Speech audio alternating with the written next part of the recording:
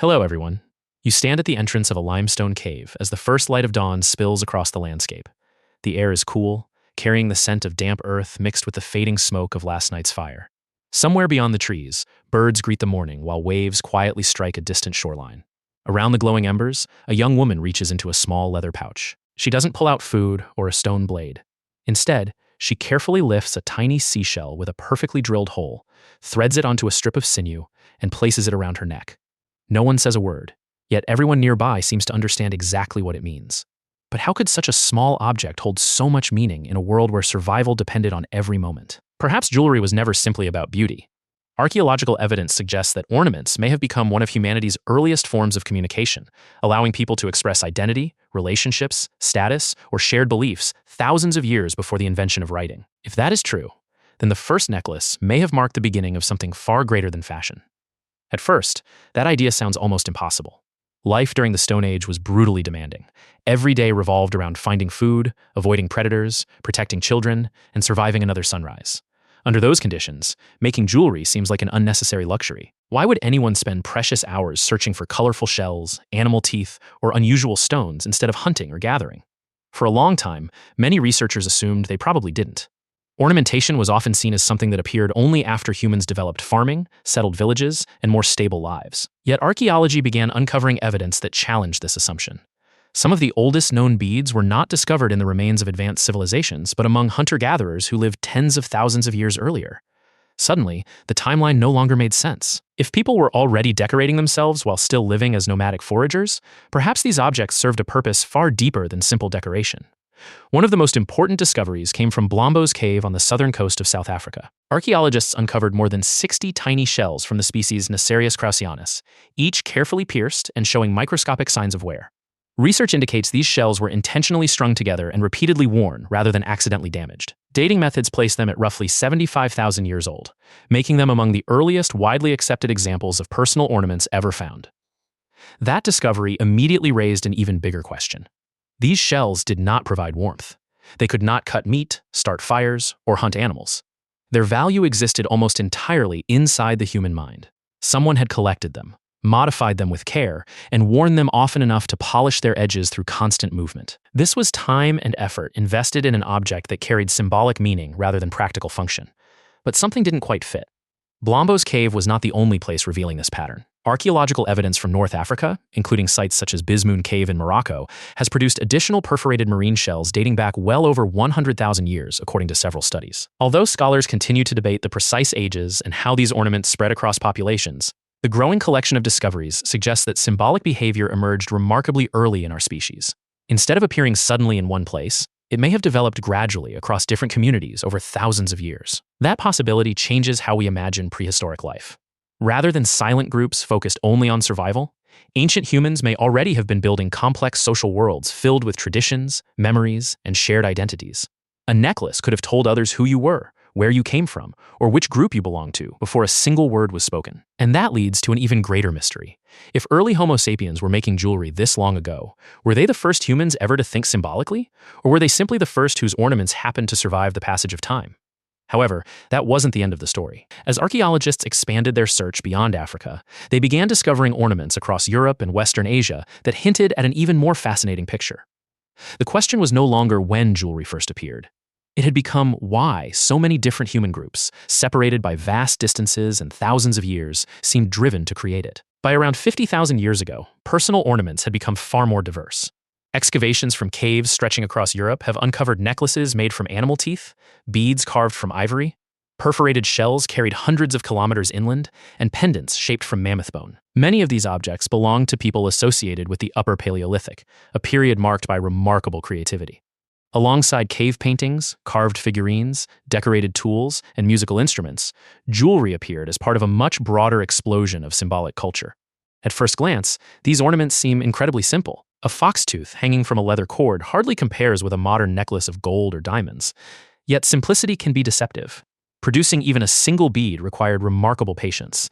A shell had to be selected carefully, cleaned, pierced without breaking, and polished through repeated handling. Bone or ivory had to be carved using stone tools that were far less precise than anything available today. Each finished piece represented hours of careful work. That investment suggests these objects carried genuine value. Anthropologists studying traditional societies have long observed that ornaments often communicate information without words. They can signal age, family connections, marital status, achievements, or membership within a particular community. Although we cannot know exactly what prehistoric necklaces meant, many researchers believe they may have served similar social functions. Imagine two small hunting groups meeting after months apart. Neither group speaks exactly the same dialect. They know little about one another's intentions. A decorated necklace, however, might immediately reveal that both groups share similar traditions, alliances, or cultural identities. Before trust could be built through conversation, symbols may already have begun the conversation themselves. Here's the surprising part. Some ornaments appear to have traveled extraordinary distances. Archaeologists have identified marine shells at inland sites located hundreds of kilometers from the nearest coastline. In several regions of Ice Age Europe, shells originating from the Mediterranean have been found far from the sea. These discoveries suggest that objects sometimes moved much farther than the people who originally collected them. How did that happen? One possibility is seasonal migration. Hunter-gatherers often traveled enormous distances throughout the year, following migrating animals or changing food sources. A shell collected during one season could easily remain with its owner for decades before finally being buried far inland. Another possibility is even more intriguing. Some researchers believe these ornaments may represent evidence of early exchange networks. Instead of every group collecting its own materials, communities could have traded valuable objects during encounters, marriages, or seasonal gatherings. If so, a small shell necklace may have connected people who never met each other directly, passing from one generation to another across an enormous landscape. This idea transforms our understanding of prehistoric society. We often imagine ancient humans living in complete isolation, each family struggling alone against nature. Archaeological discoveries increasingly suggest a different reality. Communities may have formed surprisingly extensive social networks, sharing knowledge, materials, and perhaps even stories across hundreds of kilometers. Then, something unexpected happened. The deeper researchers looked into prehistoric ornaments, the less they seemed to resemble luxury items. Instead, they began to look like investments in relationships. Every carefully drilled bead represented time that could have been spent hunting or gathering. Choosing to create jewelry meant believing that strengthening social bonds was just as valuable as finding the next meal. And that raises another remarkable question. If jewelry helped humans build larger and stronger social networks, could these tiny ornaments have quietly contributed to one of our species' greatest evolutionary advantages? This is where everything changes. For a long time, archaeologists viewed jewelry as little more than evidence of artistic expression. But over the past few decades, many researchers have begun asking a different question. What if ornaments were not simply the result of advanced thinking? What if they actually helped humans survive? Humans have never been the fastest runners, the strongest fighters, or the best equipped predators. Our greatest advantage has almost always been cooperation. A single family could hunt only so much, but several families working together could share food, exchange knowledge, protect children, and survive harsh seasons that might otherwise prove fatal. The challenge, however, was trust. Unlike wolves or chimpanzees, humans often cooperate with individuals who are not close relatives. That kind of cooperation requires something invisible. It requires confidence that another person belongs to the same community, follows similar traditions, or can be relied upon during difficult times. Some anthropologists suggest personal ornaments may have helped solve exactly that problem. A necklace made from familiar shells, a pendant carved in a recognizable style, or a string of carefully selected animal teeth could have acted as an early social signal. Long before written symbols, flags, or uniforms existed, these objects may have communicated, "I am one of you." Of course, no archaeological discovery can prove exactly what a prehistoric necklace meant. Symbols rarely leave instructions behind, yet the remarkable consistency of ornament styles within certain regions suggests these objects were not chosen at random. People repeatedly selected similar materials, shaped them in similar ways, and wore them in similar patterns over many generations. That kind of consistency rarely happens by accident. Even more fascinating is the evidence that children may also have worn ornaments. At several Upper Paleolithic burial sites, archaeologists discovered young individuals buried alongside carefully arranged beads and pendants. Although scholars continue to debate the precise meaning of these burials, they suggest that symbolic identity may have begun very early in life. If children wore jewelry, then ornaments were probably doing more than celebrating personal achievements. They may have represented family identity, social belonging, or traditions passed from one generation to the next. Then another mystery appeared. Not all jewelry was made from rare materials. Many prehistoric ornaments were crafted from ordinary shells, common animal teeth, or pieces of bone that almost anyone could obtain. If scarcity was not always important, why were these objects considered valuable? The answer may lie not in the material itself, but in the story behind it. Think about a modern wedding ring. Its emotional value usually has little to do with the price of the metal. Instead, it represents commitment, memory, and shared experience. In much the same way, a simple shell collected during a dangerous coastal journey, a wolf tooth earned after a successful hunt, or a bead inherited from a grandparent may have carried meaning that no rare stone could replace. Archaeology cannot recover those personal stories. It cannot tell us who gave a necklace as a gift, who inherited a pendant after losing a loved one, or who touched the same polished bead thousands of times during moments of hope or grief. Yet every worn surface tells us one thing with remarkable clarity. These ornaments were used. Many beads display microscopic polishing around their holes, tiny scratches from rubbing against cords, and patterns of wear consistent with years of movement against clothing or skin. These were not objects made only for ceremonies before being forgotten. They accompanied real people through ordinary life.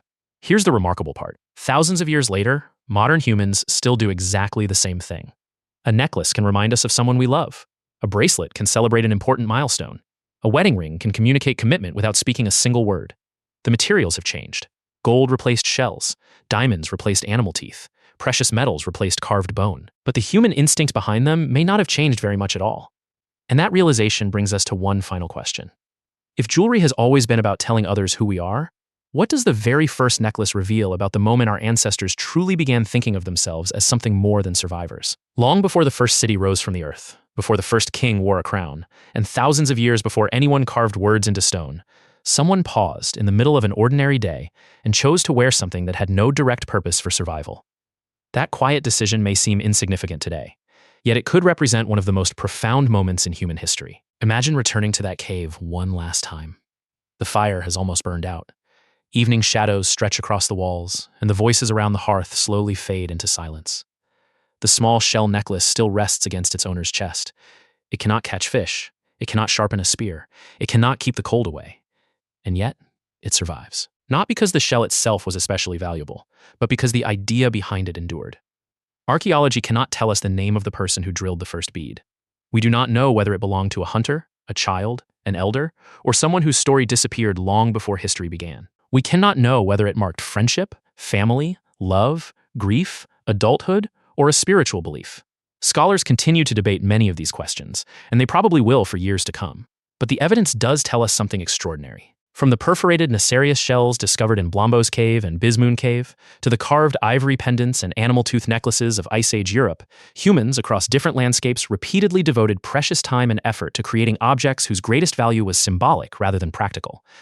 That pattern appears again and again across thousands of years. It suggests that by the late Middle Stone Age, and certainly throughout the Upper Paleolithic, our ancestors were not merely adapting to their environments.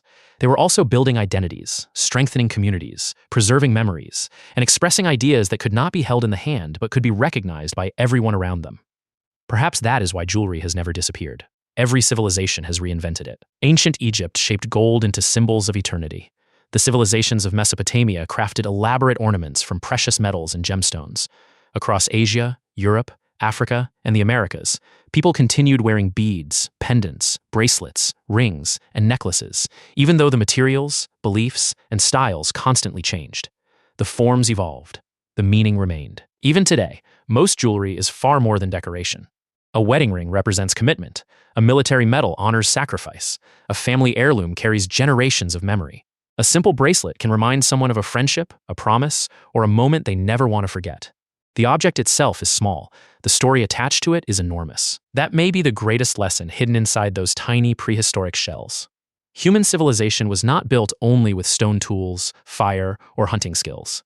It was also built with symbols, with shared meaning, with invisible connections that allowed strangers to become communities and communities to become cultures. So perhaps the first necklace was never just the beginning of jewelry. It may have been one of the earliest signs that humans had begun shaping not only the world around them, but also the invisible world inside their own minds. And maybe that is why, tens of thousands of years later, we still wear these small objects close to our hearts. Not because they help us survive, but because they remind us who we are.